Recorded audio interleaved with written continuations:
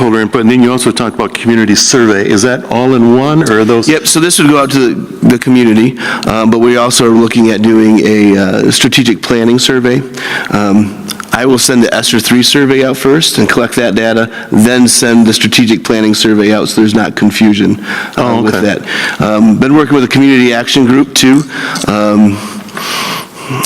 on how we're going to be able to get that out to the community members that may not have internet access. So my group that meets first Thursday of the month are going to help me with that. Okay, great.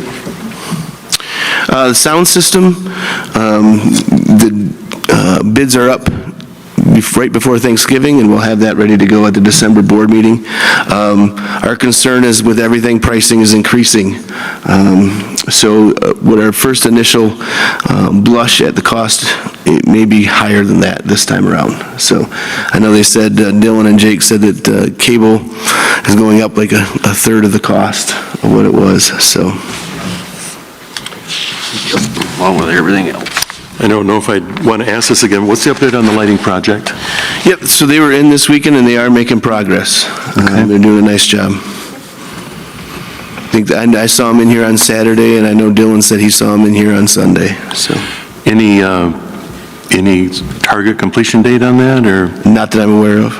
Okay. The other thing I'd like to bring up, just because I know it can be a hot topic, is we do have 3 maple trees in front of the school that aren't looking the best. I'm not sure if something's wrong with them, but it might be something safety-wise that we might have to take down with a plan of replanting and reestablishing those trees, because that is, it's beautiful there, but 2 of the trees are looking really bad and the 3rd one isn't looking great, so. Okay. And we'll get those assessed by someone that knows about trees.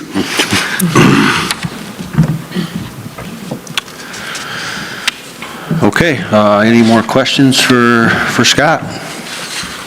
I really appreciate these reports. I really do. All right, thanks, Scott. Principals. David? Good evening. Just to highlight a couple of things, or to expand on some things that are in my board report. So November 1st, we did do our PD. At our last board meeting, we did our data presentation for you, and I talked a little bit about kind of next step for our students in the elementary and what we can do to improve our scores when it comes to the M-STEP, and not only that, but prepare our students for the next grade level and beyond. So our 3-5 staff, they did work in Illuminate with Jen Sook and built assessments. Those assessments are surrounded around math. They're already doing reading with Illuminate. And what Illuminate gives us is it gives us questions that are very similar to what our students are going to see on the M-STEP. So it's another level of rigor for them. And so they developed assessments, and they're going to give an Illuminate assessment, 1 per math unit, focused on the standards that they have identified for that unit that they need to focus on. And that goes along with the math PLC work that we're doing each month. Our K2 students, Rachel Hubbard, who's our speech and language pathologist that works in the school, and then Becky, they worked on phonemic awareness training. We've identified that need with our smaller people, our younger grades. A lot of that, I think, is related to COVID, and that those students have not had a normal school year in their time that they've been with us, and so we addressed that need with some training around that. Halloween went very well. We were very excited to welcome our families in. We did have to do the parade inside, but it went very well. And I thanked quite a few staff members in there for that. Watchdogs, we start tomorrow. Our first watchdog is tomorrow. We don't do Mondays, so for the next several Tuesday through Fridays, we have people signed up to come in and spend time with their kids and in their classes and in the school, so we're excited for that. And then finally, we had family night on Thursday. We had quite a few staff stay and help with that. We were able to have 54 students attend with their families, and so we're estimating between 150 and 170 people attended, which is pretty good given we had conferences the week before. There was a volleyball district final that night. Busy time this time of year. So we had quite a few families and a lot of families of our younger students. So we were able to give them some resources to use at home. Other than that, do you have any questions for me?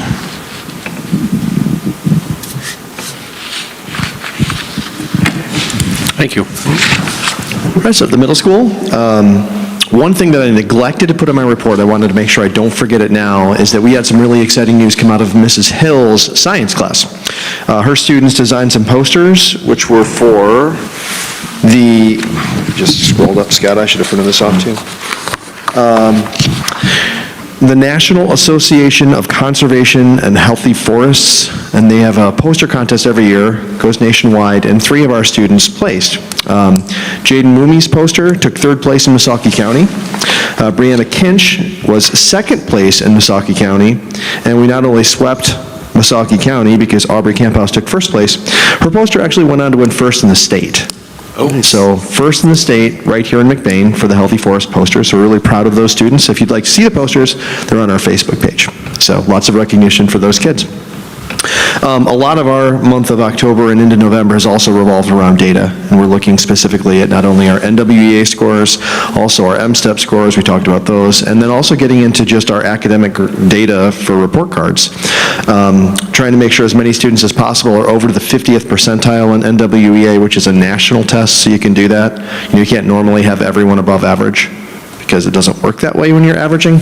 But if you're comparing kids in McBain to the rest of the country, you can. So we want our kids to be scoring as high as possible. And then the other big thing will be, I know that it's an action item regarding our handbook. We'd like to update that to make that more efficient and to better allow our teachers to focus on that critical first 5 minutes, which is when they launch their lessons. I don't want them fussing with attendance or trying to count tardies or anything like that. I want them focused on learning. So the change basically allows them to mark a student tardy, and then all of the clerical activities as far as does the student have an attendance problem will be handled in my office. They're very excited about this, so we can talk more about that later. Any questions for me? Okay, Mr. Miller? Thank you. Good evening, everyone. Good evening. Our fall sports wrapped up. We have our volleyball is still going, so we have those tomorrow night. We play the first game at 5:30. We're excited for the girls to play. If they win, they play at 6 o'clock on Thursday. So really excited and wanted to make sure that our cross-country runners, Reese Ensing and Clayton Engelbright, were both mentioned. They were state qualifiers this year. I spoke to both of them briefly in the hallway today and asked them if they were good with their effort, and they both said that they were pleased, and I believe it said, Clayton said that the course was difficult. So I think they realize at the state meet, when you run those, there's good competition as well. So a beautiful weekend though, so it was good conditions to run. It wasn't muddy or rainy. So as I said earlier, congratulations to our varsity girls volleyball team for winning the district title. Outstanding there, and they will take on Sanford Meridian at 5:30. Our varsity volleyball team, or it's basketball season today, by the way. It starts for our girls' basketball season.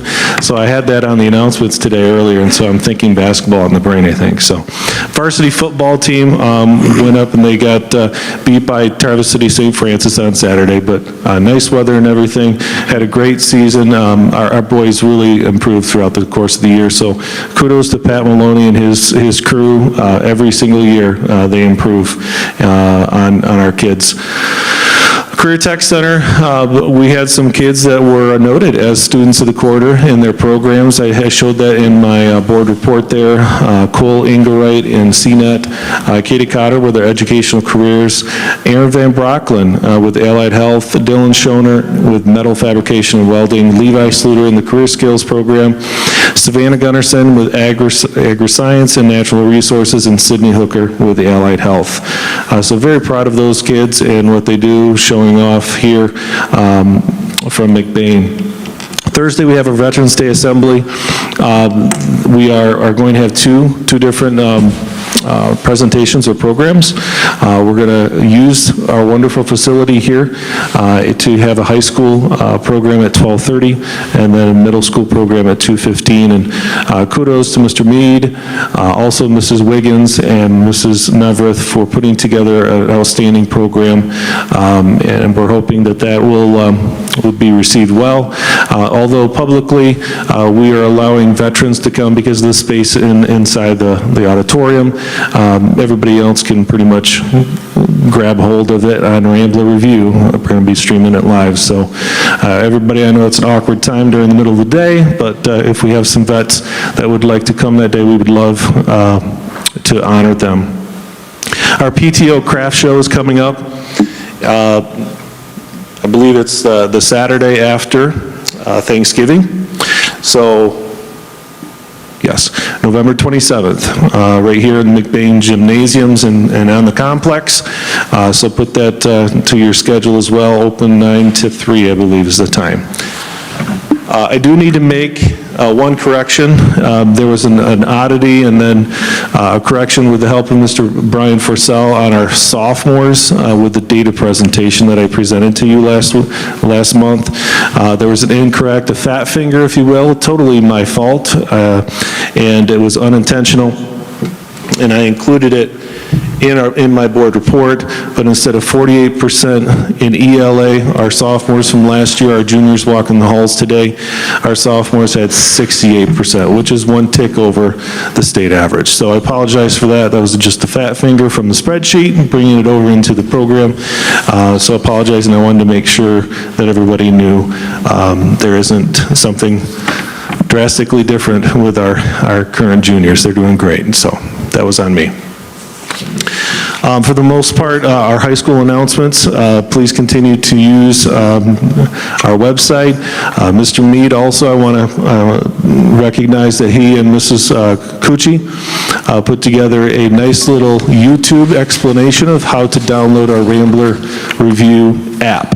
And the app is awesome because it's a one-stop shop for anything you want to know, elementary, high school, and middle school. And so it applies to all of us.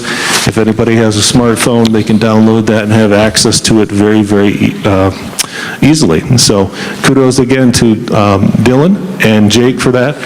That is an outstanding, anytime I could talk to a parent to easily do that, they like that because they have control of what they can see and where it all is. So a lot of our high school announcements and things from the school are found on the app. So I would encourage everybody to do that if they haven't.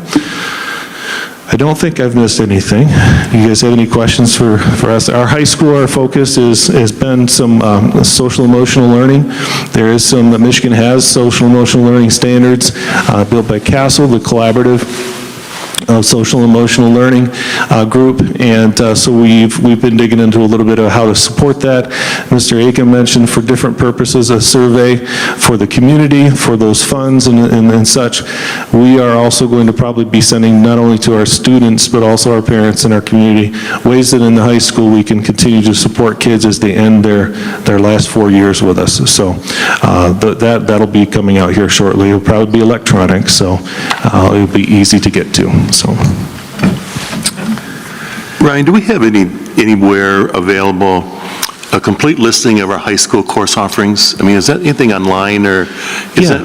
Where does that exist? So Mrs. Podset drives all of our kids to her website, which is found within our website. So if you go to the high school page at the top of www.mcbain.org, if you click into counseling, there's a drop down once you touch on the high school. If you touch on the counseling, it'll take you right to her website that she's organized all of that information and data for course curricular guide and other offerings. Okay, great, thanks. Yep. Okay, thank you.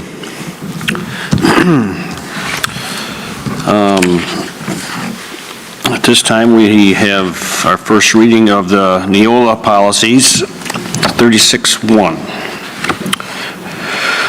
Neola policies, PO 0100, definitions. PO 0167.3, public participation at board meetings.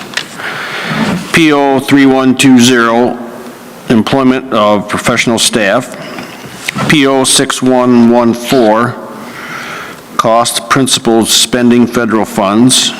PO 6152, student fees, fines, and supplies. PO 7450, property inventory. PO 8310, public records. PO 8321, personnel files. PO 8330, student records. Any questions? Yeah, I got one. On the one that pertains to public participation at board meetings, I've got a little problem with that one. It's probably, obviously, in the culture we're in today, public school board meetings have turned into a circus. So I understand some of the logic behind the change in the policy, but under this, no one could speak to us for more than 2 minutes. No exceptions. We've had a lot of presentations, and everyone was going over 2 minutes. I don't agree with somebody has to be cut off after 2 minutes, as long as it's reasonable and fruitful, and, and you certainly would have the authority to call them if it got excessive. But I don't agree with just a plain 2 minute, and it shall be limited. I understand, we do not have a problem. I know a lot of boards do. I don't like adopting a policy for a problem we don't have. That doesn't make sense to me. If it became a problem, I can see this, but I don't buy into a lot of the general flavor of this policy. That's my opinion. This was a policy that was first adopted on January 12, 2012. It was last revised on December 5th, 2018. So I think this has been McBain's policy. It has been, that portion has been our policy. That has not been changed. Anything that you see in the policies and the readings that is changed is either underlined or struck through. The underline is a change, Scott? Typically, yes. Okay. But if you look at letter F there, which each statement made by a participant shall be limited to 2 minutes duration, that is not a change. Okay. That's something that Okay. I mean, we could change. Then I would like to put on the agenda that we change that. That's not correct, and obviously we're not following it. And I don't want to limit our public to 2 minutes. That doesn't make sense to me. And I would disagree. I would say there needs to be a limit, and if we want to increase it, it can be.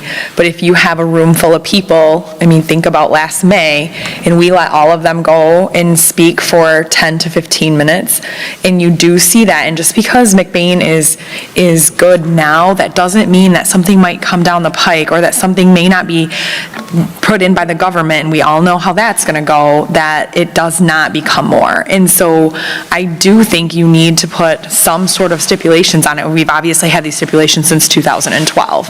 So I think having it in writing and then potentially being able to, allow someone the floor for longer if there's not 25 people in the room, but, I would be cautioned to go the opposite way, honestly. Right. And this does give the presiding officer the right to interrupt if it gets out of control. It gives them, but this does not allow us to listen to anybody for more than 2 minutes. Cut and dried, and that's not right. I understand it getting out of control, but again, we don't want to be creating a policy for a problem we don't have. If there's 25 people, I'm willing to listen to all 25 of them. I mean, one's as important as the other. It has to be kept under control, but I don't think we should be controlling the input from the public in this manner. Like I said, the presiding officer has the power and the responsibility to control it. But I think putting those, but I guess at this point, if that's an existing policy, this procedure would go on. You know what I'm saying? And then I would just like to put on the agenda that this policy be under review. Is there anything that says we can't let people go over? Because obviously we have. Right, that's what I say, we have. I mean, we don't have a stopwatch like you see on some of them. There's nothing that holds us at 2 minutes, we have to cut them off. I can't hear you, Karen. There's nothing, is there anything in the policy that says we have to cut them off at 2 minutes? It says this shall be limited to 2 minutes. So, yeah, there is. Higher hands going forward? I would, if you're going to limit someone to 2 minutes, you need to limit everyone to 2 minutes. Right. You can't have someone speak for quite a long duration and the next person come up and they're limited. Right. It has to be very uniform. I mean, the board could look at extending the time limit of 2 minutes to something longer. I would recommend having a time limit. Very much. I would too. I mean, 2 minutes is, yeah, not very much, but I wouldn't go much more than that if it was up to me. And Well, we've had several presentations the last few months that have gone well over 2 minutes. I don't think they've wasted our time. I don't feel they have. But I think you can corral that with visiting delegations. We can make that a agenda item, so if someone wants to present to the board, they can be a visiting delegation, we can have them on agenda, and they can do their presentation. That's how some other boards handle it. Say that again, Scott, I didn't. So like, you could have on the agenda visiting delegations, like someone called and said, hey, I would like to address the board, and I'd like to present to them on this. We could put them as an agenda item under visiting delegations, and they could present. And that'd be separate from public? That's separate from public comment. Right. I would agree with that. Yeah. So- Because then it is like a presentation, like you said, then it becomes an agenda item. It is a presentation. That opens Right. it up for conversation and in more, I guess, interaction maybe is the word? Yeah. And I'm not saying we don't want to hear what somebody has to say, but usually what needs to be said, if it's in a public comment, should be able to be done within 2 minutes. I don't agree with that, but, you know, it has to be reasonable. Reasonable, sure. You'd also have a problem with J in that too then, right, Ken? That the full public comment wouldn't exceed 15 minutes. There's a clause that it could be extended. Right, I have that highlighted also. So under that, but that also, this policy gives a possible extension of the 15 minutes. Right. There's not a possible extension of the 2 minutes. So at the discretion of basically Kevin, that 15 minutes could be extended. The 2 minutes cannot be extended. So for the sake of tonight, with this first reading, with that explanation, I think we can go ahead, but I would ask that this policy be put under review for further discussion.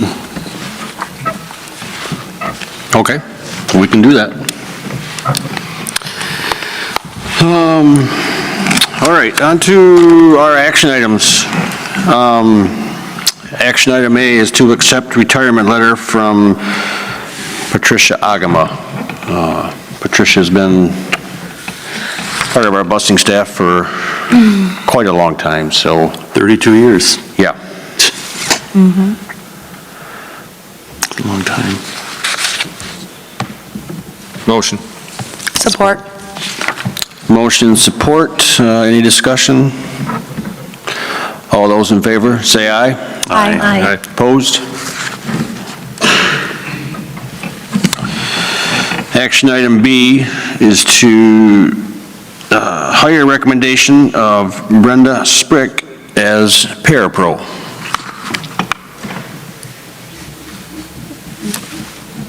Did you want to comment? Scott? I can't, I didn't know if you wanted to wait until we had discussion. Ms. Sprick has been hired to work with our English language learners. She's working with our middle school and high school students as an interpreter. She sits in classrooms with them and helps them with their work. This is a 20-hour position. So is this additional then, Scott, or? This is additional to help support our Additional, English okay. language learners, yes. See, how long is she currently working? She's working 4 hours a day. Okay. Make a motion, we approve that recommendation. Support.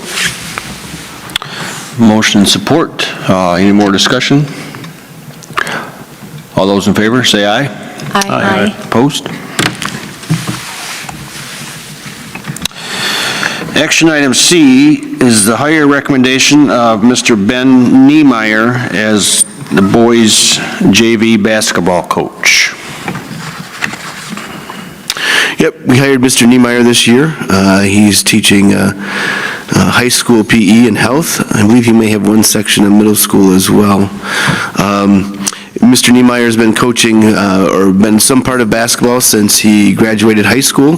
He does not have JV experience, but does have basketball experience. Mr. Copeman and Mr. Mulder met with him on a couple of occasions, and they both felt comfortable that he fit the mold for McBain basketball. Okay. Motion. Support. Okay, we have a motion and support. Is there any more discussion? All those in favor, say aye. Aye. Opposed? Action item D is to approve the middle school handbook update.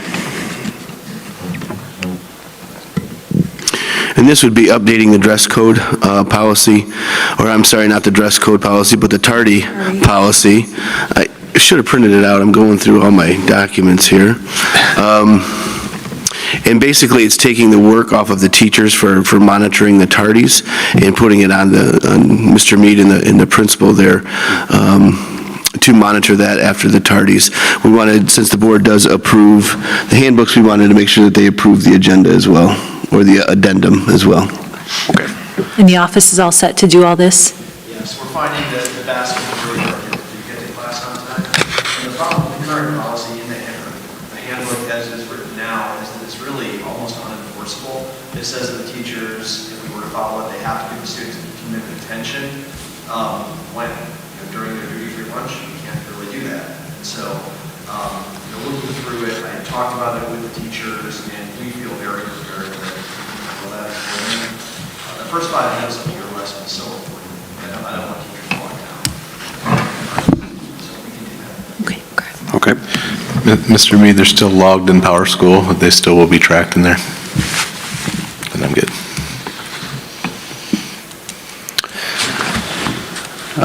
Do we have a motion? Motion. Support. We have a motion and support. Any more discussion? All those in favor, say aye. Aye. Opposed? Approve bus purchase from Midwest Transit. Action item E. And again, as stated before in my superintendent's report, this would purchase our school bus that we need. We need to get back on a rotation of purchasing buses. That will help alleviate some maintenance costs. And this will be able to do this with offsetting some of our ESSER funds. Okay. Motion.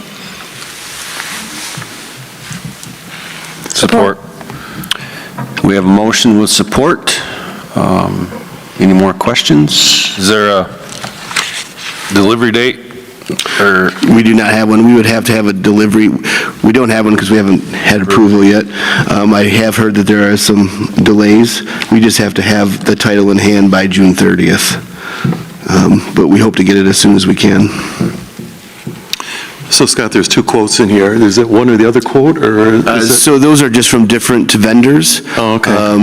But Mr. Dunham likes the Midwest Transit, and I can't remember the make, but it's because it's the same make as all of our other buses. As far as Peterbilt or International, I can't remember which one it is. That makes sense. So the cost for the Midwest Transit is $98,836. Okay. You said 98,336? 836. Did you say 336 or 836? Not sure. 98,836. Okay, we have a motion and support for the purchase of the bus. Any more questions? Just to clarify, I think there are 3, it was a little funny how it copied, but I think there are 3 quotes, and that was the least expensive also. So Are there? Right, yes. Oh, yeah, there, yeah, okay. I see. Yeah, it came out kind of weird, Yep. the columns there. Okay. All those in favor, say aye. Aye. Opposed? Okay. Action item F is to approve ESSER 2 funding, phone system, server, vape detectors. And this would be through ESSER funds. As I said before, ESSER 2 and ESSER 3, we can interchange. ESSER 2, there's a little bit more flexibility. We would like to pursue a new phone system. We have a pretty antiquated system.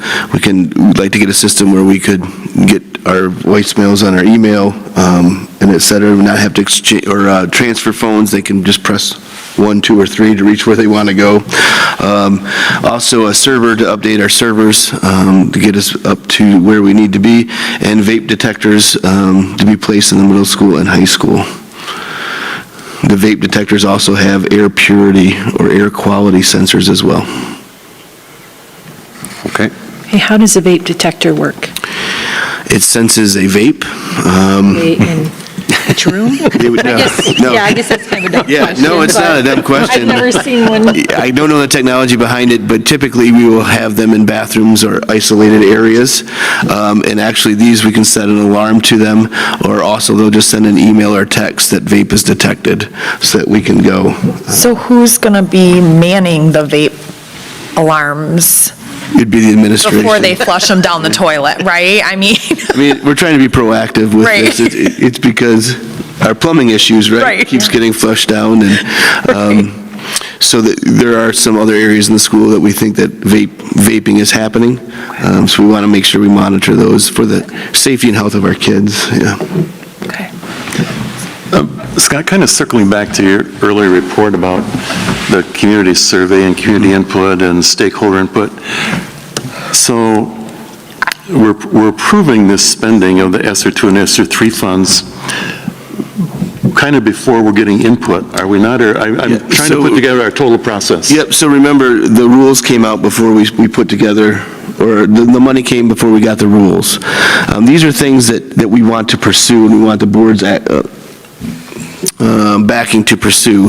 So like ESSER 2, we don't need stakeholder input for ESSER 2. ESSER 3, we do. Okay. So we can also move monies back, money spending back to ESSER 2 if we need to. But yeah, so the ESSER 3 with the MacBooks and like Mrs. Rodenbaugh, that all approved, that all goes towards requirements for ESSER 3, because 20% of our ESSER 3 has to go towards learning loss and to accelerate learning. So some of the things, yes, we want stakeholder input, but we also need to have the flexibility to spend where we need to spend. Okay. If that makes sense, or I can clarify So some. I'm just saying that, the purpose of getting input is to determine the list. And it seems like it's kind of, I know, some of it going in the wrong direction. I understand the timing of it, but if we really want public input, that should kind of determine the list, Then why don't we could amend, I don't know if we can do that, and make it all ESSER funding or ESSER spending, then it can come on to ESSER 2. Because you also have to remember, we do have shortages, timelines. We have infrastructure problems as far as we ordered MacBooks last year and didn't get them until later. We have MacBooks that need to be replaced now that didn't get replaced, but if we order them now, we may not get them until April or May. If we wait, it could be an issue. I understand completely what you're saying, Mr. Stahl, but also we have to understand too is that the school administration also and school employees know the needs of what we need to help with the learning loss. I understand that, and I'm not being argumentative, but also, we have to be accountable to the public, and this amount of money is going to be very, very public, very, very hot item when we go out and ask for money again. And I think it's very important that we be able to establish that we sought public input as to how these funds were going to be used. I understand the staff knows better than I do what the needs are, but I think it would be a mistake to not entertain input from the public. Public sees things too that they consider a priority, and their thoughts have to be considered right along with the staff and the other stakeholders. I think we have to be able to prove to our public that we considered their thoughts about how the money should be used. That's the only thing I'm saying. It's on the news every night that they're having these public sessions about input for use of ESSER funds, and I think we'd be reticent if we did not follow somewhat that same model. But ain't that more to do with ESSER 3 funds? That is ESSER 3. Right, ESSER 3 funds, yeah. Yeah, so, but what we're approving here is the 20% that we have to use it on, correct? Is learning loss, yes. So public input ain't going to change what's on here, because this is the 20%. And if you would prefer, you could move the ESSER 3 to December. We'll have the survey results at that time. But if we could start pursuing our phone system and vape detectors and servers, we can start getting some of this stuff in place. If you guys feel more comfortable with that, we can do that. I just don't want to get too far behind, and we're start off the next school year behind. I know, but even if we move ESSER 3 to the next meeting, this is still going to be on there, correct? It should be, but we could wait for public input, yes. But there's still about 800,000 left in ESSER 3 that's undetermined yet, is that correct? Or am I reading that wrong by the 20% learning loss is like 224,000? Six something, wasn't it? Yeah, so the 20% learning loss is $224,369 that we have to purchase. Sure. Learning loss, which would leave a remaining balance of, so right now, there's only 66% released, the other 33% will be released later. Okay. Which leaves the remaining of $481,646. Because we have iPads built in there for the next rotation, or MacBooks and iPads built in there for the next rotation, because the technology bond is coming off, and last time is December, right? So it's off. Right. So we won't have monies to purchase MacBooks or iPads for 5th and 9th grade. Our MacBooks for 10th grade is $70,000. We don't have, our 10th grade MacBooks, correct me if I'm wrong, are 5 years old. They just kind of got missed on a rotation. And then Mrs. Rodenbaugh's position is there as well. That was initially created to help with learning loss. I guess I see these as things we're going to have to go do anyway, so we should push forward. Yeah, to me, I mean, like I said, public input is for the ESSER 3 funds, but we have to spend 20% of it on what's already on here. And we want to be able to put this into our application before December 15th. This will allow us to do that. And it will still give us time to get survey results and add those recommendations from the stakeholders into the application by the 15th as well. So we'd have public input back by the 15th, you're saying? Yeah, I'm going to put a deadline on it on November 30th. Give or take. Of the survey, yeah. Okay. And we can talk about it again at our executive committee meeting that we just scheduled for the 2nd, so. Okay. Back to action item F.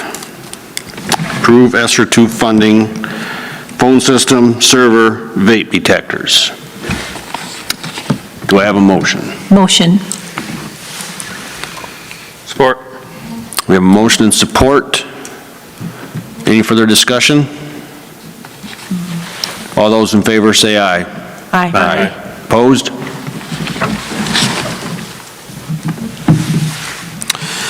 Action item G is to approve Angel Tracks bus cameras. From what I understand, our cameras are pretty ancient. Yeah, we are using used parts. Our cameras really need to be updated. That probably would not happen until, I would imagine, this summer or over spring break, where they're able to come in and do that. The bid or quote is from Holland Bus Company. They're the only ones that installed this Angel Tracks bus camera. This is what McBain has used in the past, and it's also what I've used in the past, and they're a pretty phenomenal camera unit when they're up to date. It's also very user-friendly. If someone blows the stop arm or whatever, the bus driver can hit a button, and the cameras automatically take a picture if a car's going by, but then when you're looking at the tape, you can go right to the spot of where it happened, and alleviates a lot of man hours. Motion. Support. Okay, we have a motion and support. Do we have any discussion? And this is ESSER 2 funds, right, Scott? This would be under ESSER 2 as well. Okay, thank you.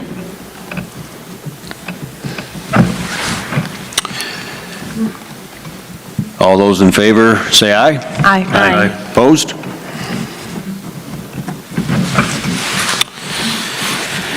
Action item H, to approve ESSER 3 funding for MacBooks, Becky Rodenbaugh, learning loss. Motion. Support.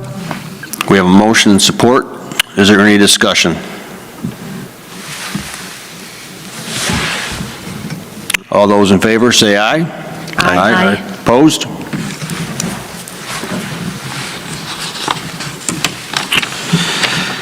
Action item I is to approve the merit pay, which is what? Yep, so teacher merit pay, I would like to request that we set aside $10,000 for teacher merit pay. This would go towards teachers with the majority of it based on their evaluation system or their evaluation rating, as well as some other areas that we feel helps teachers become better educators. This was actually signed into law, I believe, in 2010 by Jennifer Granholm, that districts use teacher merit pay. We just stumbled across this when we were working on our evaluation rubrics and systems with the teachers, that this was not happening, so this is just going to get us in compliance with the law. Make a motion to approve the teacher merit pay in the amount of $10,000. Support. Okay, we have a motion and support for the teacher merit pay. Is there any further discussion? All those in favor say aye. Aye. Opposed? Action item J. This is to approve moving our December board meeting to our, I guess, old boardroom, just for the sake of a lot of extra stuff going on in this auditorium in December with concerts and everything, and it's just a lot of work for Dylan and Jake to accommodate us, so that is why we're proposing to move our December meeting. Motion. Support. Motion and support. Is there any more discussion? We would still be able to broadcast this through YouTube and Rambler Review with a different camera setup, so that would still we'd still be able to do that. Okay. All those in favor, say aye. Aye. Opposed? Okay. At this time, it is time for public comment. If anyone has anything to say?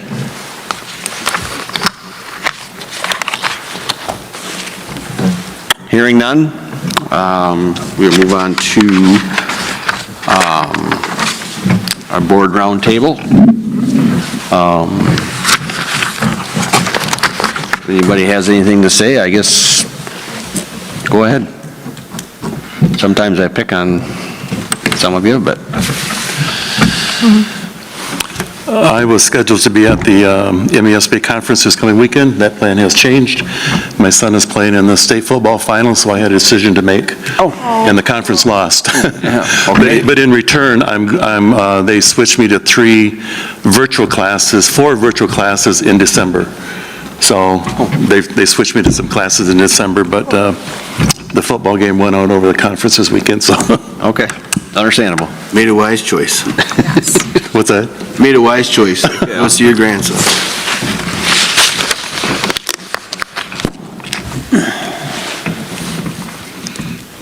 Becky, you good? I'm good. Matt? I'm good, thanks.